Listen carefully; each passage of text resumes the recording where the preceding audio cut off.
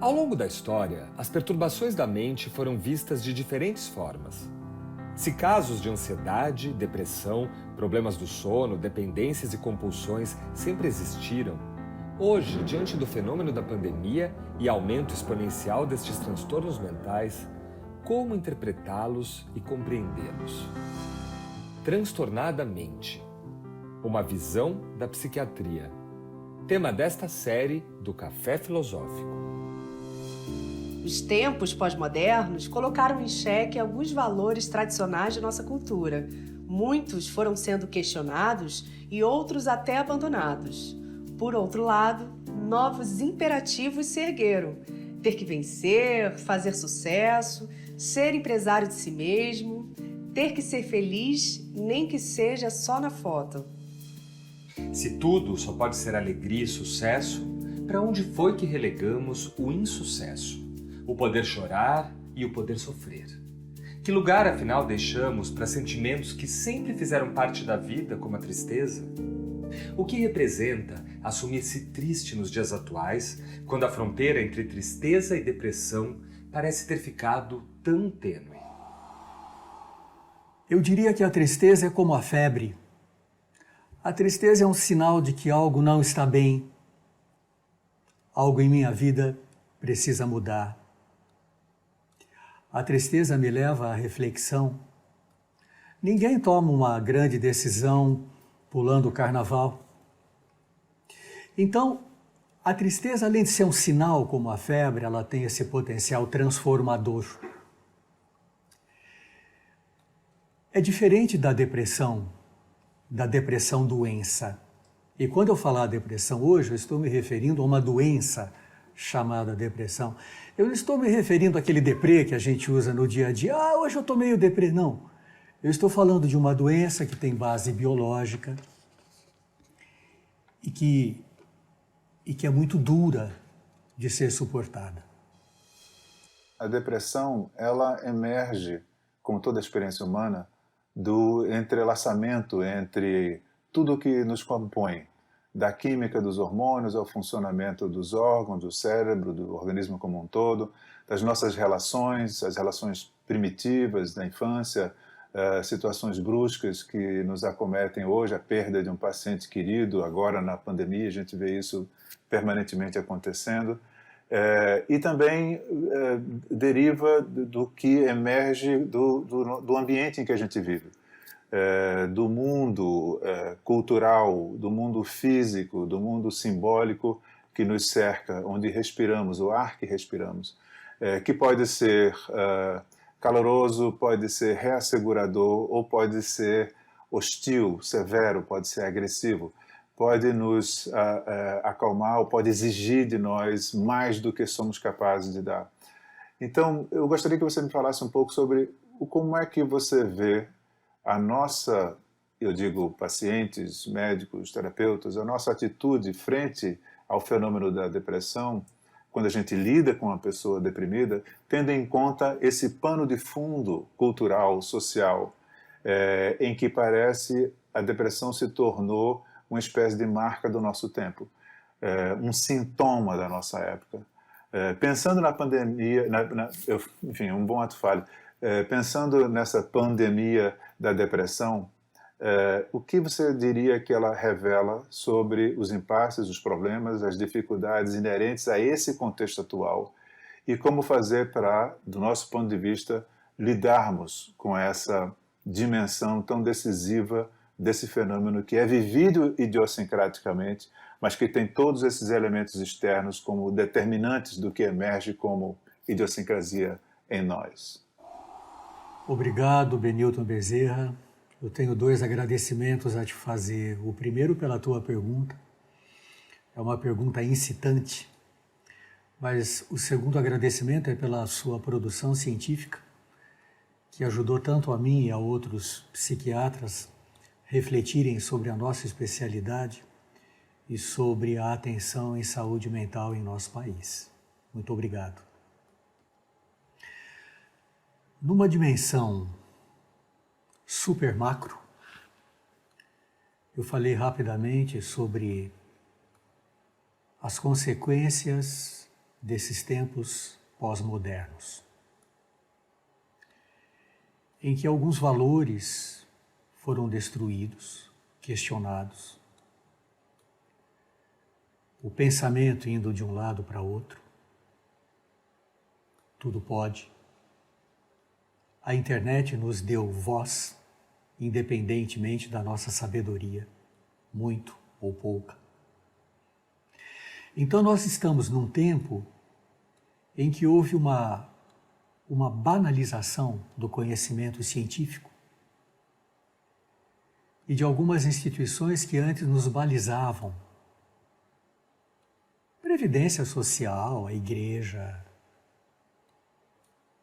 a empresa onde eu trabalhava, onde eu ficaria ali anos, faria carreira e me aposentaria. Tudo isso foi abalado com o pós-moderno. E o pós-moderno trouxe essa visão muito individualista, muito pouco solidária, de que para eu ser um vencedor eu tenho que ser o empreendedor de mim mesmo incansavelmente e que eu tenho que me destacar, né? Eu tenho que aparecer bem nessa sociedade de espetáculo. O pós-moderno também criou o mito de que somos destinados à felicidade, à alegria, que deve ser buscada incessantemente, euforicamente. Quem disse? Quem disse que a vida é só felicidade e alegria? A nossa existência precisa dos momentos de tristeza, porque para eu refletir, eu preciso estar um pouco mais triste. Na minha vida, sempre antes de grandes decisões, eu fiquei mais triste. Eu me recolhi um pouco, abertamente ou secretamente. Então eu tenho a impressão de que hoje nós precisamos pensar que algumas pessoas ou pulam para a euforia, para o extremismo, para o radicalismo, ou vão para o niilismo, a banalização da vida, daquilo que é importante para mim, dos meus valores, da minha história, do que eu sou, do que eu consegui, do que eu quero. Algumas pessoas deixam de buscar o significado para a existência delas, porque num tempo em que tudo pode, em que eu tenho direito a ter a minha opinião e a minha verdade, então muitas pessoas caem no vazio, no tédio, no desamparo, no desespero, e daí para uma depressão. Então hoje, a análise de um psiquiatra instruído, quando atende uma pessoa triste ou deprimida, precisa ser muito cuidadosa, para a gente não sair por aí dando fluoxetina para todo mundo, né? Eu dou um remédio, mas não ajudo ninguém a refletir sobre a própria vida, o que está fazendo da própria existência. Do conceito, na visão macro ainda, a gente está enfrentando a pandemia. A crise de fora trouxe uma tremenda crise dentro, com muito questionamento, com muito vazio, com muita inquietude, com uma necessidade de redefinir o que é essencial e o que me basta para eu tentar encontrar um significado na minha vida. Agora, com tantas restrições em cima daquele estilo de vida que eu tinha antes. Isso também causa momentos de muita tristeza. Pode ser gatilho para uma depressão? Pode. Porque principalmente nessa segunda onda da pandemia, muitas pessoas perderam a capacidade de suportar um estresse crônico. Essa capacidade de suportar psicologicamente situações muito adversas a gente chama de resiliência. E muitas pessoas agora estão com o humor deprimido porque perderam o elan vital, perderam o vigor para a vida e estão caindo em apatia. E quando a gente cai numa apatia, a gente deixa de lutar por um significado da perda, por um significado da tristeza. Então eu diria que nos tempos de pandemia, o normal é a gente passar por momentos de muita tristeza. Quantas pessoas passaram a beber mais nessa pandemia para dar conta do tédio, da irritabilidade, da tristeza? Né? É um fato comprovado que a venda de bebidas alcoólicas aumentou muito durante a pandemia. Então vamos pensar na sequência. Falência da resiliência, tristeza, irritabilidade, bebida alcoólica para me acalmar, bebida alcoólica para me animar. O que no começo era uma forma de aprisionar a minha dor para ela não me dominar, se transforma em algo aprisionador. O que era uma opção, beber, se transforma num hábito. E do hábito, eu vou para o aprisionamento.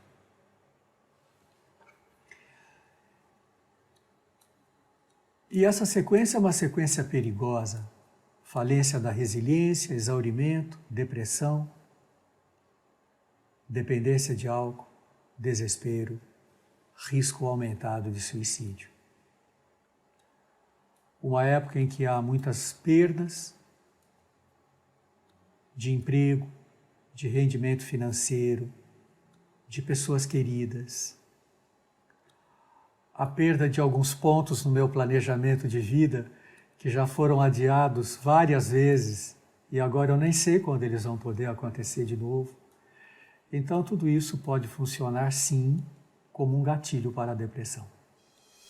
A Andréa Bezerra te pergunta se, por um lado, reconhecemos que o mundo contemporâneo nos aflige de algum modo, por outro lado, será que também não há a patologização de coisas do dia a dia?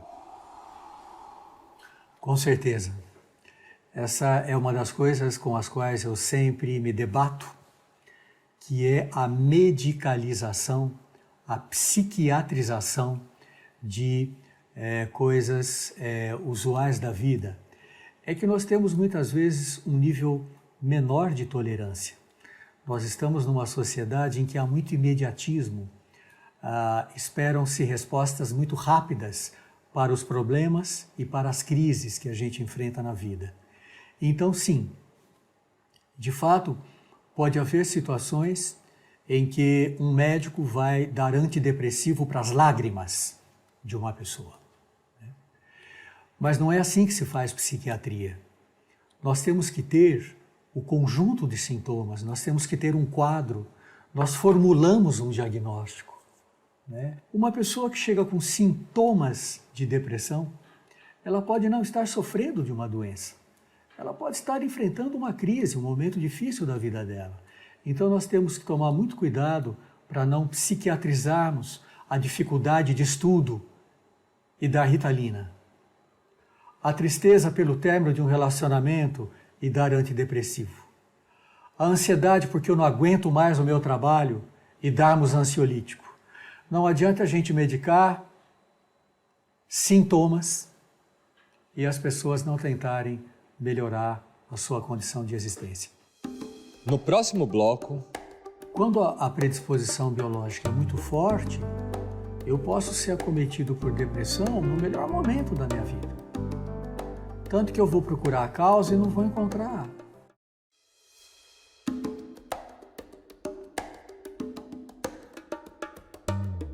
É comum termos nosso tempo de recolhimento, de pensar com os nossos botões, para tomar decisões importantes, fazer algumas mudanças na nossa vida. Mas há também momentos em que nos recusamos a parar, que não queremos entrar em contato com o nosso íntimo. Ou pior ainda, quando vamos parando e nos deparando com um grande vazio.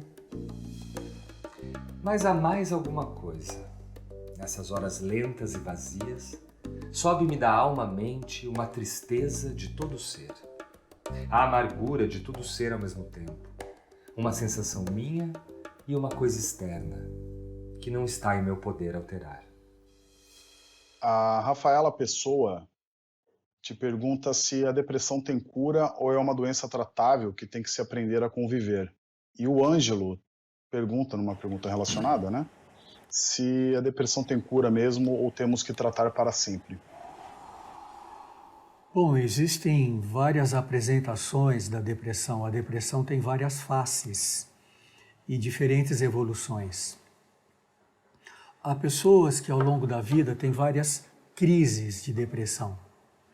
E hoje, com o aumento do conhecimento científico, nós já sabemos que uma pessoa que tem uma depressão grave, a primeira depressão, ela tem uma chance de aproximadamente 50% de ter uma segunda crise de depressão. Quando, no histórico, uma pessoa me conta que já teve 2 crises de depressão, a chance dela ter uma terceira está por volta de 70%.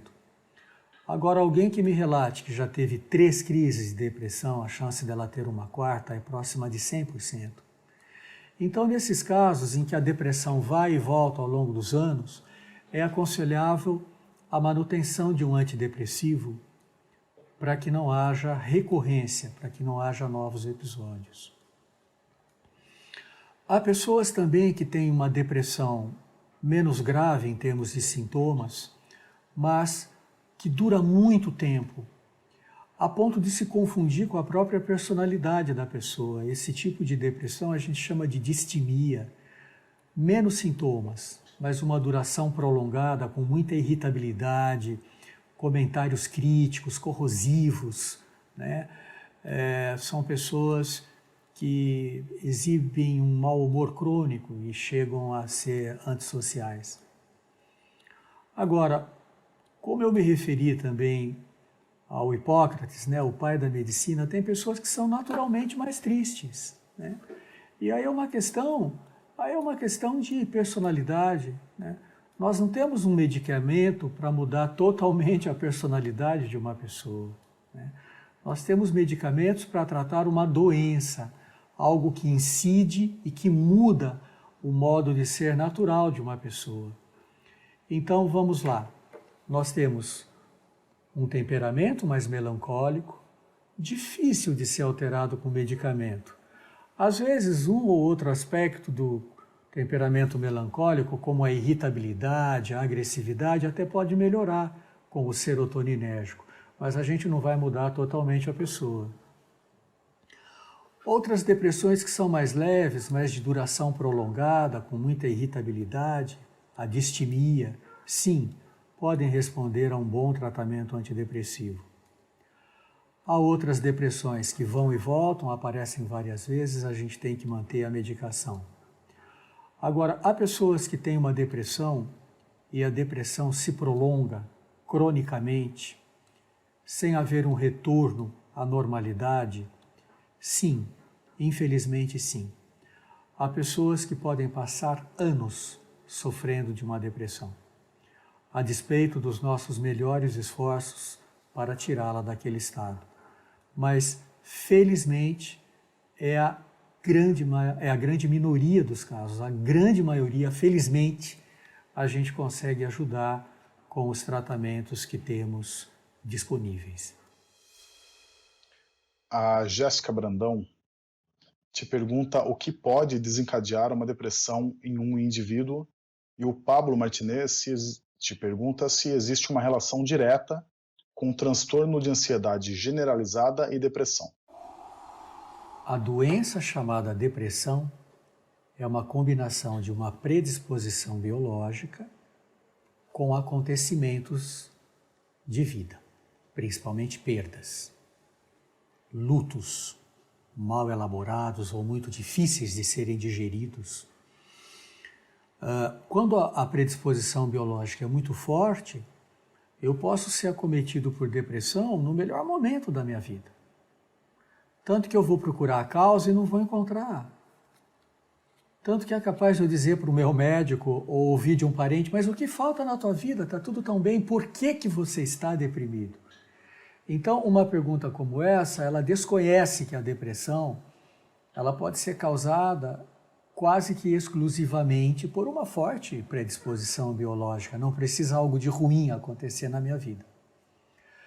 Agora, é claro que nós temos alguns gatilhos, alguns acontecimentos traumáticos, algumas perdas muito importantes, que podem sim desencadear uma depressão grave em alguém que já tem predisposição para a doença, quando já há vários casos de depressão na família.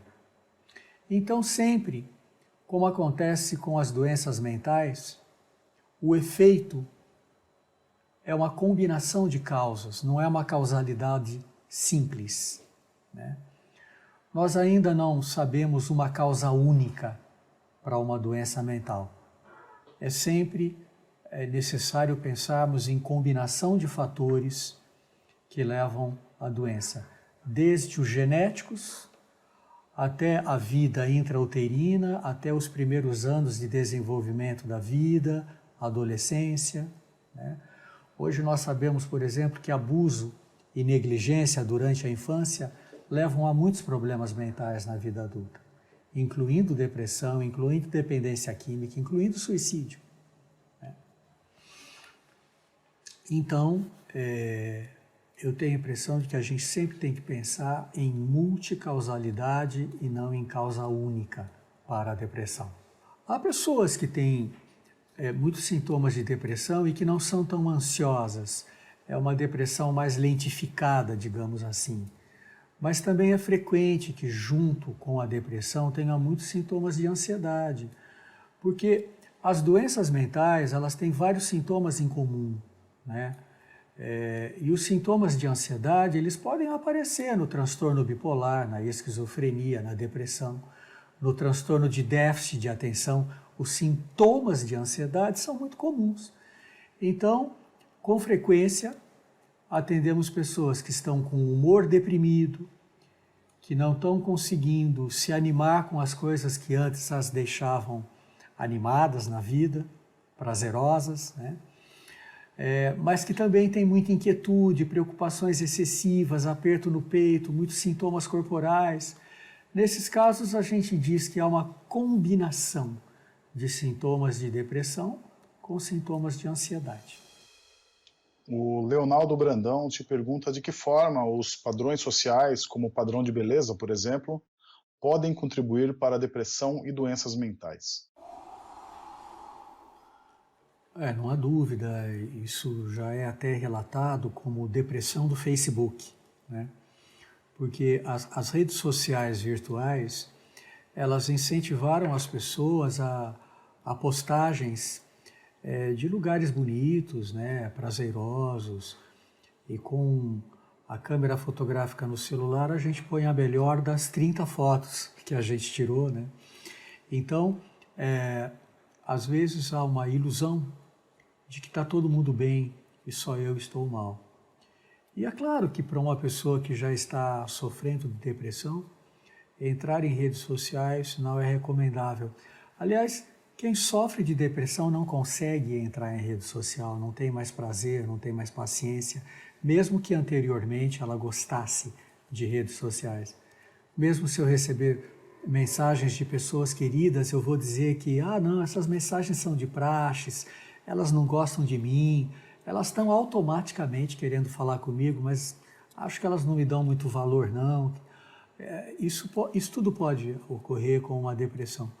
Então, redes sociais podem causar depressão? Sim. Um padrão de beleza altamente veiculado em redes sociais? Sim, né? O culto pelo corpo, né? O corpo passou a ser uma das divindades da pós-modernidade, né? O culto pelo corpo. O corpo saudável, o corpo bonito, o corpo equilibrado, né? Mas às vezes há um exagero nisso, em que só vemos o corpo. E um adolescente que não consegue alcançar esses padrões de beleza no momento em que ele tem que ir adquirindo e tendo um pouco de orgulho de si, adquirindo uma identidade, tendo um pouco de orgulho, se valorizando, realmente ficar muito tempo em redes sociais e achar que a verdade está ali é problemático, né? O professor João Paulo te pergunta se a inserção das redes sociais no cotidiano dos adolescentes tem contribuído, em sua opinião, para o aumento de casos de depressão nessa fase. Olha, é interessante essa pergunta, porque nós ainda não temos muitos dados, muitas informações científicas, né?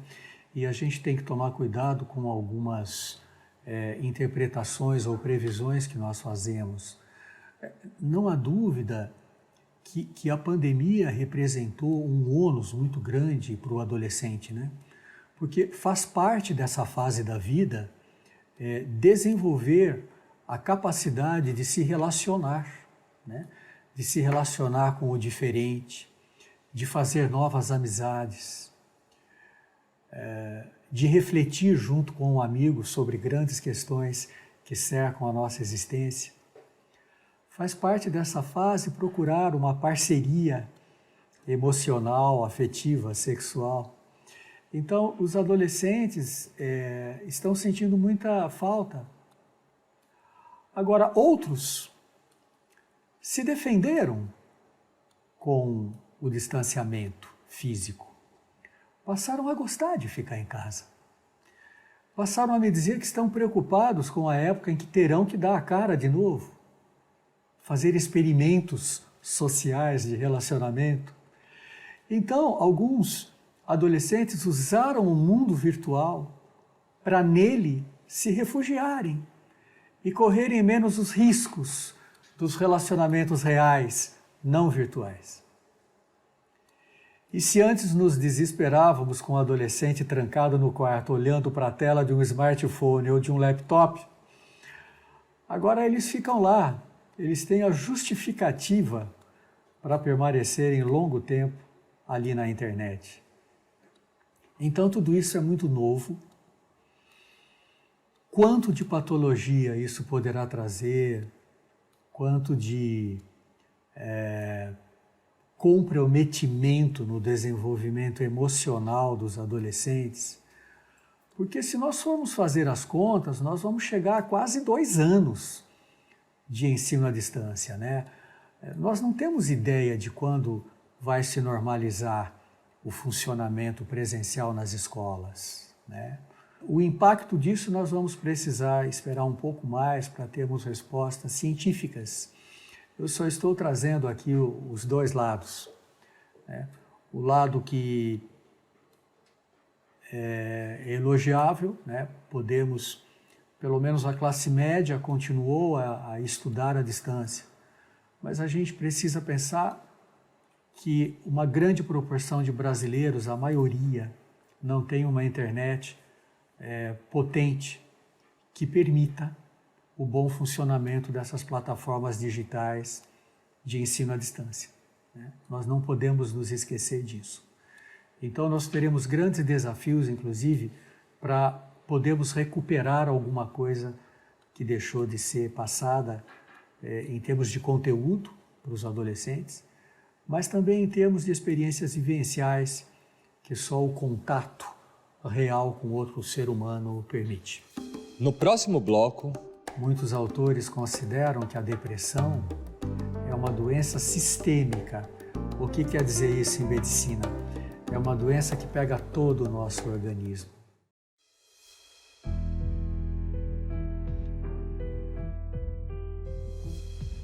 Diferentes circunstâncias e acontecimentos da vida, se aliados a outros fatores como a predisposição biológica, por exemplo, podem acabar por nos levar a um lugar muito próximo da depressão.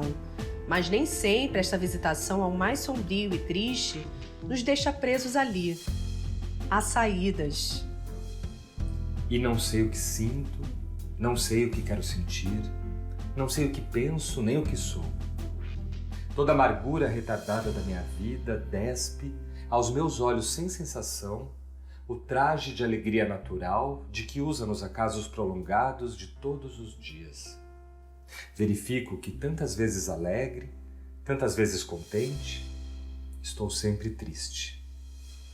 A Renata Franca te pergunta se depressão e doenças autoimunes têm relação.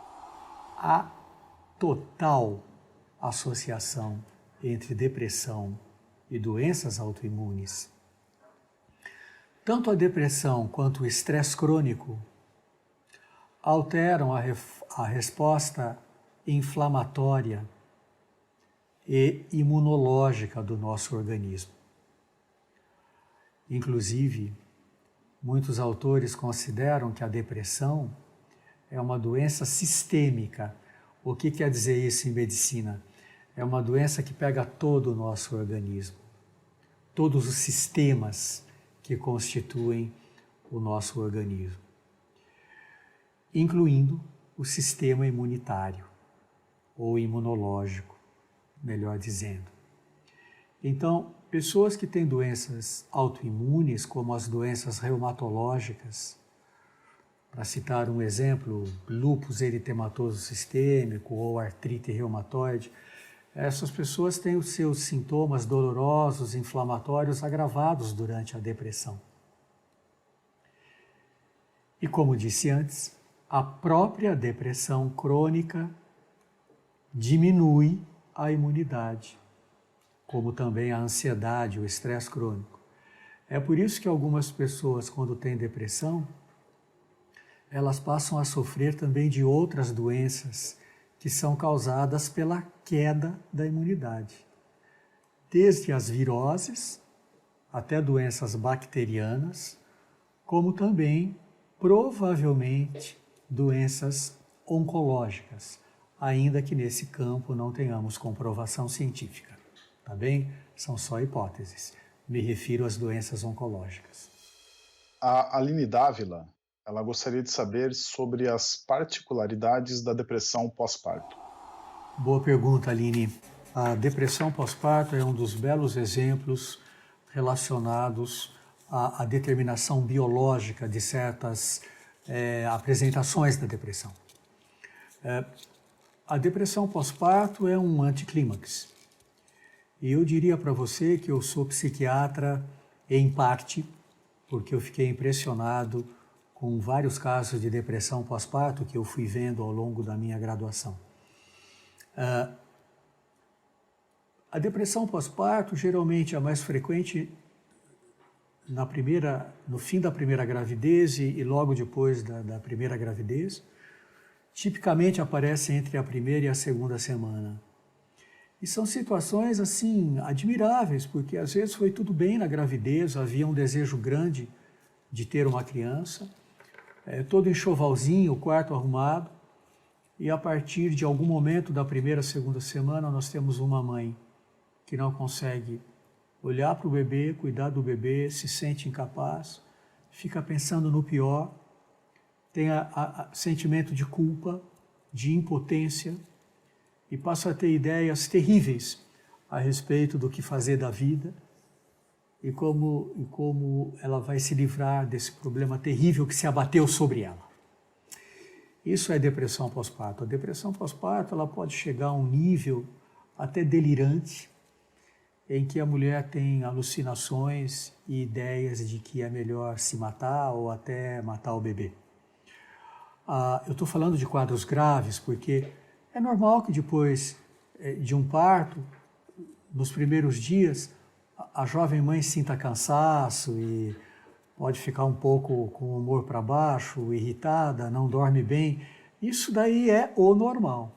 Nós estamos falando de um quadro muito grave. Acredita-se que a depressão pós-parto esteja relacionada a uma diminuição drástica dos níveis de estrógeno. Porque assim que o bebê nasce, os níveis de estrógenos que foram mantidos altos durante toda a gestação, até para fazer do útero um ambiente muito confortável, muito acolhedor para o bebê nasce, não é mais preciso estrógeno, pum, cai drasticamente o estrógeno. Nós sabemos que os estrógenos influenciam os circuitos serotoninérgicos, então é possível que haja alguma ligação entre esse nível abrupto de estrógenos e o desencadeamento de uma depressão numa pessoa já propensa à depressão. Porque em muitos casos de depressão pós-parto, ao longo dos anos, poderá haver uma nova fase de depressão. Como também uma depressão pós-parto pode ser o primeiro sintoma de um transtorno bipolar, que é aquela doença com uma forte determinação genética em que as pessoas não têm só depressão, elas podem passar por períodos de euforia, por períodos de muita ativação energética, muitos planos, muitas ideias, com muita impulsividade e com certo descontrole nas ações. Aí a gente fala em transtorno bipolar, porque o humor ele vive nos dois polos. só que na maioria do tempo no polo depressivo, né? Às vezes o polo eufórico ou irritado, agressivo pode durar pouco e ser sutil, mais sutil do que a depressão, muito mais dolorosa. Mas voltando para a depressão pós-parto, eu fui para o transtorno bipolar, porque muitas vezes uma depressão pós-parto pode ser a primeira manifestação de um perfil sintomatológico de evolução condizente com um transtorno bipolar. A Ana Giraldello te pede para falar um pouco sobre a relação entre a menopausa e a depressão. Bem, eu diria que a menopausa em si, ela não implica num grande risco para a incidência de depressão. O maior risco antecede a menopausa. É a época que nós conhecemos como climatério, né? É a época em que há uma revolução nos hormônios, nos sintomas físicos e emocionais da mulher. Então, é a época em que há uma maior incidência de depressão. E é uma época na vida da mulher em que os filhos já saíram de casa, tem a famosa síndrome do ninho vazio. É uma época em que podem se tornar mais visíveis as dificuldades no relacionamento com o parceiro, um casamento que não é mais tão salutar, mas que está todo amarrado, né, numa trama institucional em que nem sempre as expectativas são atendidas, mas a relação se arrasta. Então, é uma época da vida em que, além da menopausa, muitas coisas estão acontecendo no entorno da mulher, né? Às vezes o parceiro, num momento profissional em que fica muito tempo mais fora de casa, e para a mulher é muito mais difícil enfrentar essa época se ela também não tem uma ocupação, uma meta que dê significado à vida dela. Então, sintetizando, o período mais complicado em termos de maior incidência de depressão é o climatério, é a entrada na menopausa. Depois da menopausa em si, as coisas em termos de hormônio e depressão se assentam um pouco mais, tá bem? No próximo bloco, nós não podemos dizer que sempre há sinais, porque quando afirmamos isso, a gente impõe um ônus emocional muito grande a quem está enlutado por ter perdido alguém por suicídio, né?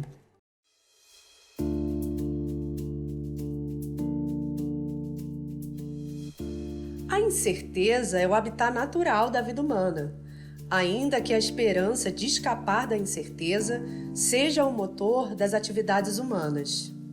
Escapar das incertezas é o elemento fundamental, mesmo que apenas tacitamente presumido, de todas e quaisquer imagens compostas da felicidade. é por isso que a felicidade genuína, adequada e total sempre parece residir em algum lugar à frente, tal como o horizonte que recua quando se tenta chegar perto dele. A pergunta do Arthur Portela é: uma pessoa que cometeu suicídio e não aparentava nem de longe estar depressiva, poderia estar muito deprimida apenas internamente e passava uma imagem sempre positiva de que sempre estava tão bem? E o Cássius Dias pergunta se o suicídio ocorre em vigência de depressão ou pode ser desencadeado por outra causa, sem quadro depressivo. A depressão não é e nunca será a única causadora de um suicídio. Quantas pessoas sofrem e já sofreram de depressão, não se mataram e não irão se matar. Mas não há dúvida que a depressão é um dos fatores que se combina a outras condições da história e do ambiente em que uma pessoa vive para conduzir à depressão. Quando a depressão vem com muito desespero, inquietude, às vezes até inquietude motora, insônia, Quando a depressão vem com abuso de bebida alcoólica, é claro que o risco aumenta. Porque muitas vezes a depressão traz uma sensação de dor psíquica tão grande, sentida como intolerável e interminável. A lente da depressão também faz com que eu veja o mundo com muito mais dificuldade. Os pequenos problemas são transformados pela lente da depressão em grandes obstáculos. Então, uma pessoa deprimida, que sente tanta dor emocional, que perde a esperança em relação ao futuro, que de tempo em tempo bebe e fica mais impulsiva, é claro que o risco de suicídio aumenta muito. Agora, não são todos os casos de suicídio em que a depressão é obrigatória. Algumas pessoas podem chegar ao suicídio sem estarem clinicamente deprimidas. Outros transtornos mentais podem levar a um suicídio, como, por exemplo, esquizofrenia, transtorno de personalidade borderline.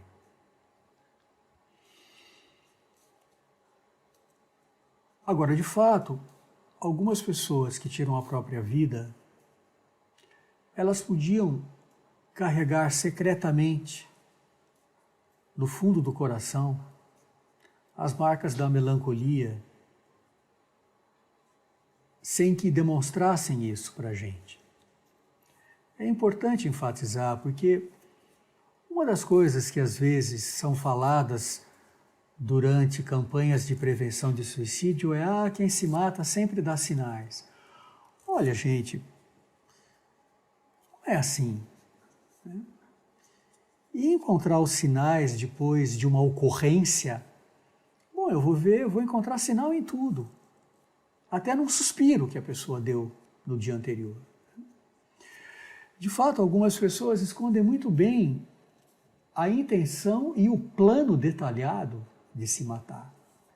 Então nós não podemos dizer que sempre há sinais. Porque quando afirmamos isso, a gente impõe um ônus emocional muito grande a quem está enlutado por ter perdido alguém por suicídio, né? Um pai e uma mãe vai se cobrar dizendo, eu não vi os sinais? Sempre há sinais. Tem pessoas que carregam secretamente um lado melancólico e o planejamento de suicídio. Agora, quando uma pessoa está profundamente deprimida, acometida por depressão, doença, eu diria que é difícil esconder. Né? O que dá para a gente esconder, às vezes, são sintomas depressivos. É um lado triste da gente, é um lado melancólico. Isso dá para esconder. Agora, quando uma pessoa alegre, efusiva, otimista, quando ela é pega por uma depressão, a gente consegue ver a depressão, porque é impossível disfarçá-la. Tal é a intensidade e o peso e o impacto dos sintomas. A Anne pergunta assim, ela diz que a mãe dela tem depressão profunda e ela não consegue fazer nada sozinha mais. E a dúvida dela é se é possível a depressão desencadear uma demência. Bem, a depressão é um dos fatores que podem contribuir para o surgimento da demência.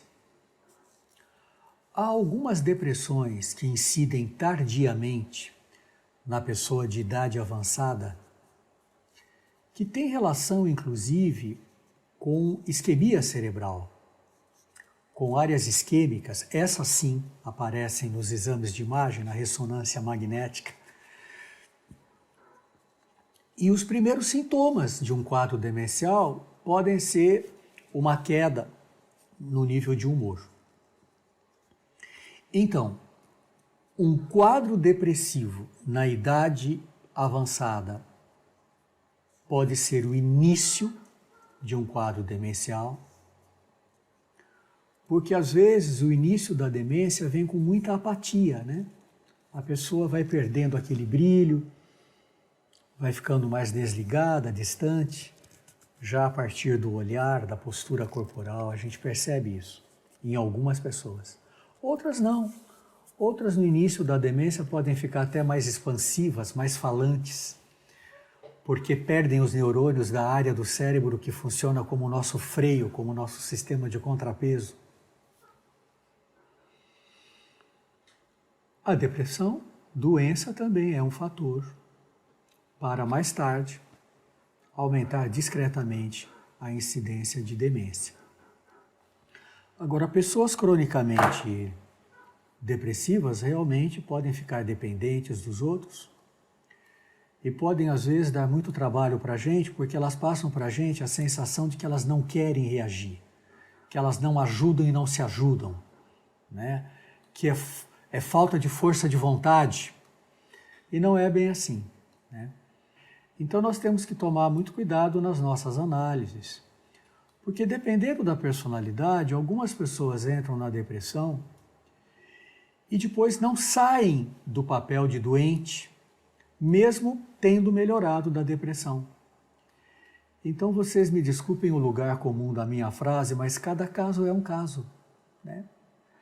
Dependendo muito do quadro sintomatológico, da história da pessoa, da personalidade da pessoa. Então, para nós termos respostas mais próximas de uma verdade, a gente precisaria realmente examinar a pessoa, observar como ela reage, como ela era antes, como é que ela está agora, quais os planos, quais os pensamentos que habitam a cabeça da pessoa, etc. Tá certo? A gente vai para a última pergunta agora, da Tânia Carpinelli. Ela pergunta se a meditação pode ser considerada como preventivo para a depressão. A meditação pode ser considerada como uma prática preventiva de muitos sofrimentos mentais. Eu não vou te dar uma resposta taxativa, afirmativa, porque, como eu disse há pouco, se a propensão biológica for muito grande, até um monge budista vai cair em depressão, até o Dalai Lama vai ter depressão. Então nós também não podemos ter essa visão de que com certeza a prática da meditação protege de uma depressão.